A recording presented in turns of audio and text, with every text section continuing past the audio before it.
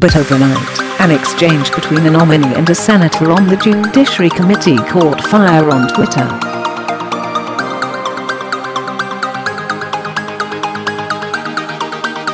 It depicted Sen. John Kennedy, R. Louisiana, asking Matthew S. Peterson, a commissioner for the FEC, who is up for a seat on the U.S. District Court for the District of Columbia, some basic legal questions.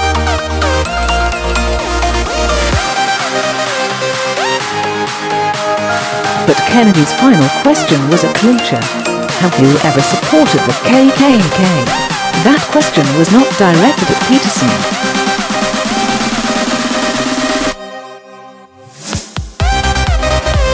It was directly squarely at Chuck Grassley, the chair of the Senate Judiciary Committee, and the White House, because earlier this week a different nominee, Brett Elley, had to withdraw, in part because of such blogging.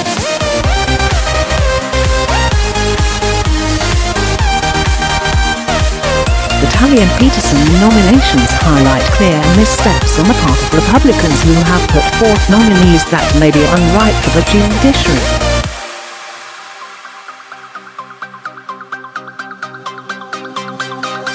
The frenetic push for new nominees on the part of the White House, the Senate's leadership, home state senators and outside groups has delivered some who could have benefited from a more careful vet.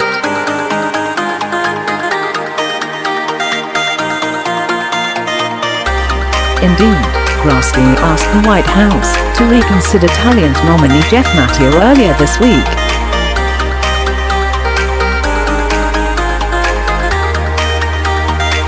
But while it's lost the battle on some nominees, the White House is winning the overall war when it comes to reshaping the judiciary.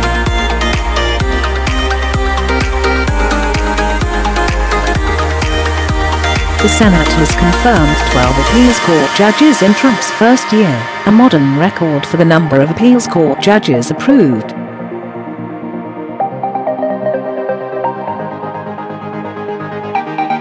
White House counsel Don McGahn has made it a priority, as has Senate Majority Leader Mitch McConnell.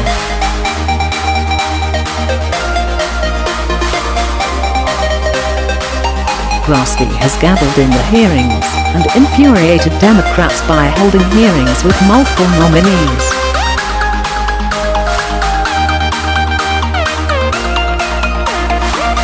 And the Conservative Federalist Society has suggested and vetted nominees, as well as rallied the judicial conservative base to change the status quo.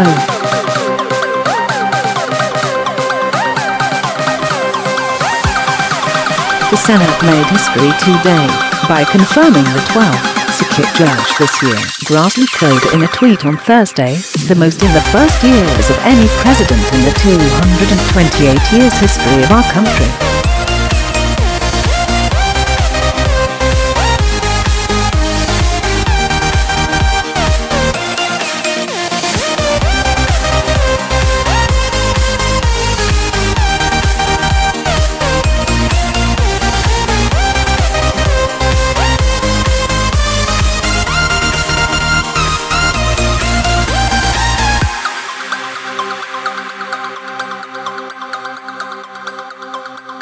Trump made judges a focus of his campaign.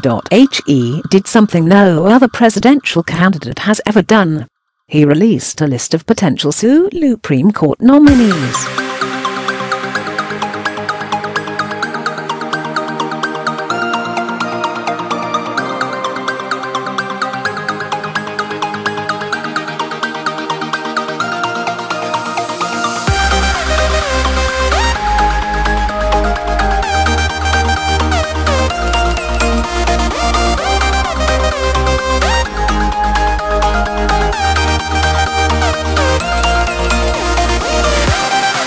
That list was unveiled as McGahn gave a rare and rousing speech at the Federalist Society.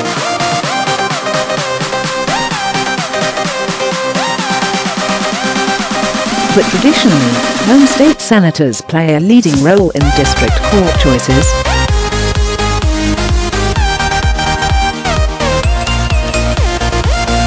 At a hearing last month, Kennedy suggested the White House was using strong-arm tactics to push its own candidate. onto some unwilling home state senators.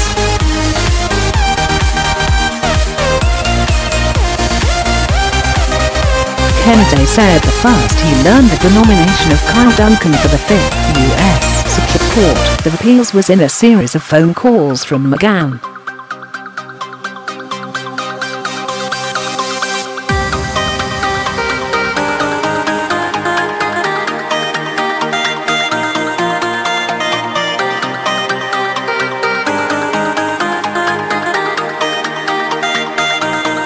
Kennedy went on to propose a hypothetical situation to the nominees before him.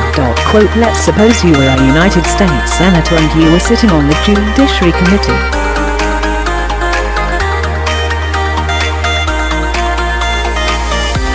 And a very prominent attorney in this town suggested to you that, if you didn't vote the way this particular attorney wanted you to vote, that you would be punished politically, he said.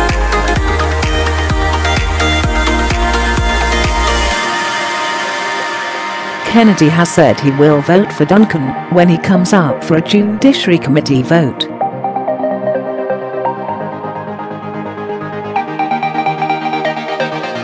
Adding to questions about nominees is poor ratings of some picks from the American Bar Association.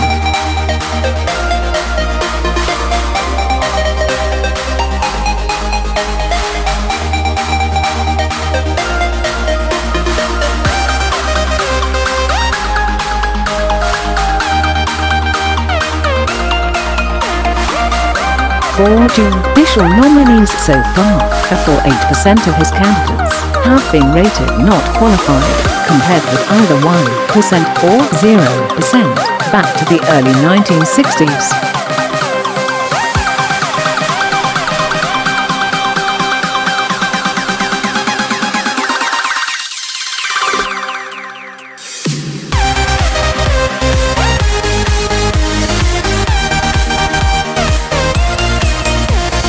For most presidents, the reviews have been conducted pre-nomination. The Trump administration notified the ABA earlier this year that it would not be following that practice, and there have been conservative complaints about the fairness of ABA reviews.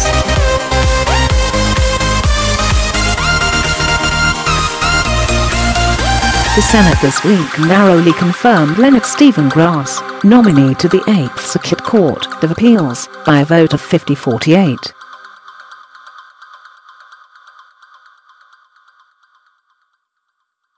The confirmation of Grass marks the first time since Lyndon Baines Johnson was president that the Senate confirmed a nominee rated by the ABA as not qualified to an appellate bench.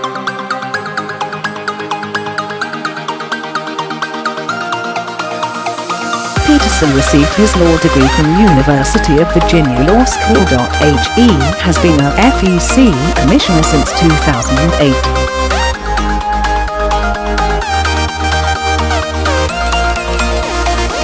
In his Senate questionnaire, he said he was approached by the White House counsel's office on May 20th about appointment to the D.C. District Court.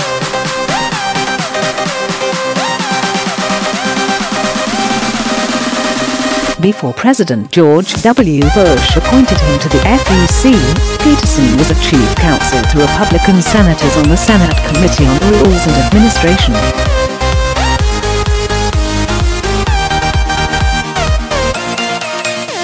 He worked earlier on the House of Representatives Committee on House Administration.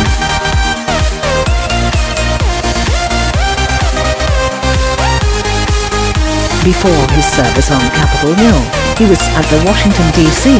law firm of Wiley Rain, specializing in campaign finance and election litigation.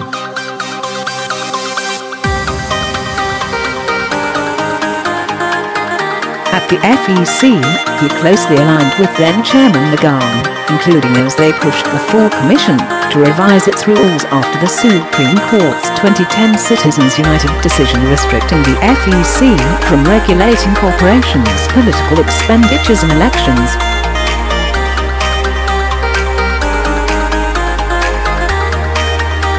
Mr. Peterson has spent nearly a decade as a commissioner of an important federal agency overseeing its litigation on regulatory issues, the very kinds of issues Federal District Court in D.C. decides, Gibby said Friday.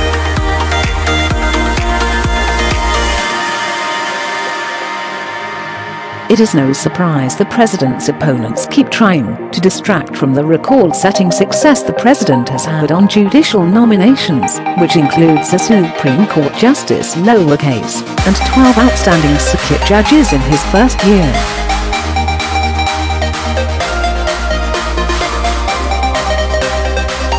Quote, other senators have raised a red flag as the administration eschews past norms of judge selection.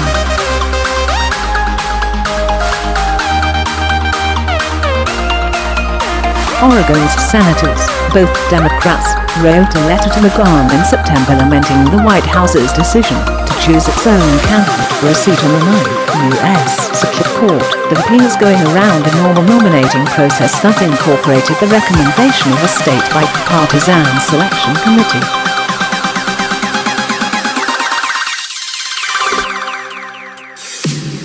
And after a similar situation for a Wisconsin nominee, that state's Democratic Senator, Tammy Baldwin, wrote that she was extremely troubled.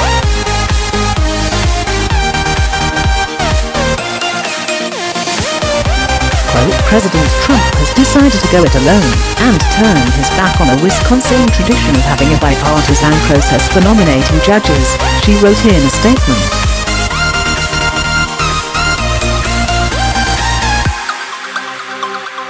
I am extremely troubled that the president has taken a partisan approach that disrespects our Wisconsin process.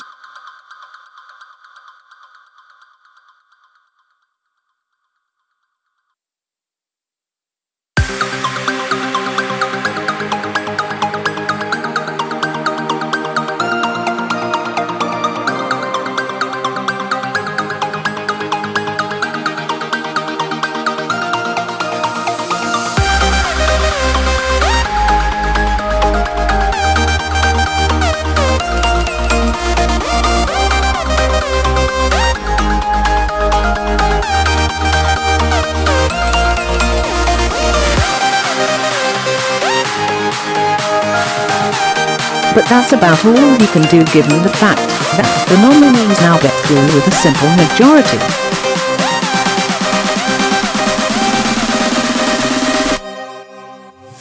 Republicans have paid a lot more attention to shaping the federal judiciary, moving much more quickly under President Trump than Democrats ever did to confirm their nominees, said Joshua A.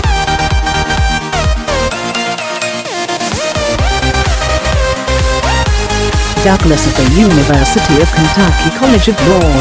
The questions posed to Peterson about the federal rules of civil procedure, or the definition of emotional limine, are pretty basic for any lawyer, Douglas said.